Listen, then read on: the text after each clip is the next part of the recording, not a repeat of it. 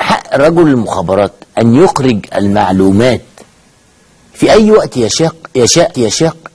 كل شيء انكشف وبان. كل شيء انكشف وبان. مش ده موضوعنا، دي دعابة بسيطة بس مع أستاذنا الكبير محمود سعد. أما أصل الخبر فكان مبني على تصريح للواء ثروت جودة بيعترف فيه إن المخابرات العامة واللي كان بيرأسها وقتها اللواء رأفت شحاتة لم تكن تتعاون مع رئيس الجمهورية. وبدل استنكار الإعلامي الكبير لماهية الخبر نفسه كان استنكاره لأن المعلومة اتقالت والأعداء عرفوها والخصوم استفادوا منها. اوعى مخك يروح لبعيد. أستاذ محمود ما قصدش إسرائيل لا سمح الله، هو بس بيقصد المعارضة.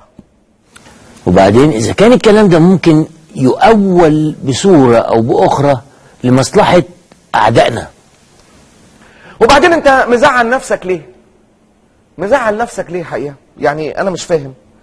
محمود من رأفت، يعني ده حتى المثل الشعبي بيقول مصر هي اللي بتدفع يا رأفت. والله مصر هي اللي بتدفع يا رأفت، وهي اللي هتفضل تدفع. بس عموما الكلام ده كان أيام محسن ممتاز، لأن اللي أنا أعرفه إن عميل المخابرات اللي هو زي رأفت الهجان كده ومدام نادية الجندي والناس دي بقى في عهد السيسي هو اللي بيدفع. يبعت التقرير بتاعه ومعاه حوالة صغيرة كده ب$50 لصندوق تحيا مصر. تعالوا بقى نشوف الخبر ده واللي كان تعليق على الحوار مع جريدة الوطن واللي نفاه اللواء ثروت. الوطن تهدد وكيل المخابرات المتآمر على مرسي الاعتذار أو نشر التسجيل الصوتي. تراجع اللواء ثروت جودة وكيل جهاز المخابرات السابق عن حواره مع جريدة الوطن، وأثار جدلا واسعا في الأوساط السياسية والإعلامية المصرية والعربية.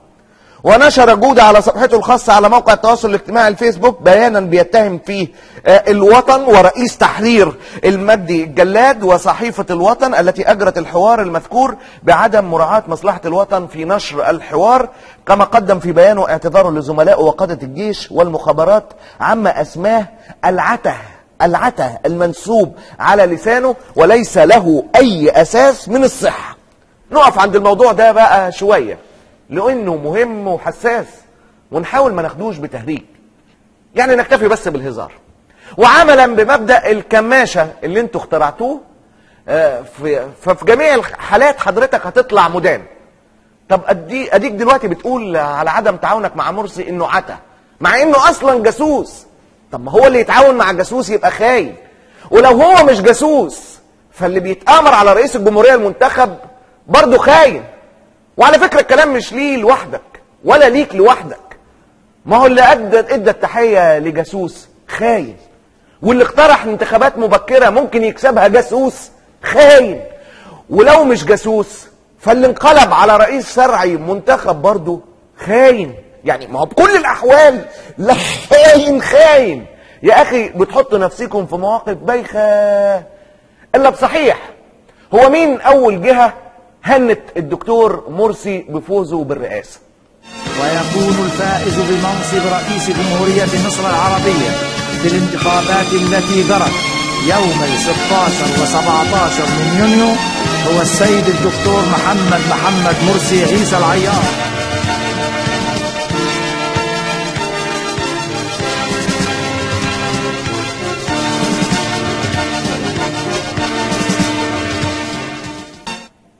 اخر حته بقى، اخر حته وكده تبقى اتعشت. إذا التصريح حبيت أقول لكم إنه ناخد بالنا شوية وإحنا بنقول الكلام، لأنه ما ينفعش ندي الخصم سلاح يحاربنا بيه، يعني ما